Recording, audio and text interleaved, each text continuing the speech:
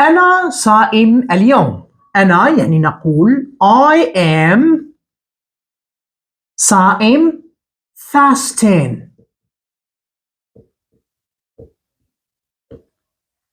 اليوم today.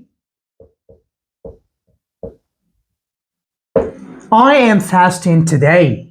بالمناسبة إذا كنت مهتم بتعلم دروس اللغة الإنجليزية عن بعد تواصل معنا. تقبل الله منا الصيام. هذه العبارة تؤخذ على هذا الشكل.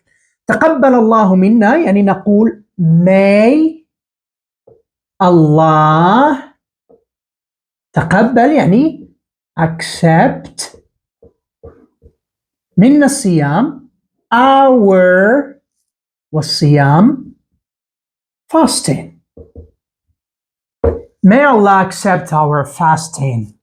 لنصلي معا في المسجد. لنصلي يعني نقول let's نصلي pray. دائما let's يعني تعني دعنا أو لي. pray معا together في المسجد يعني in the mosque. Let's pray together in the mosque.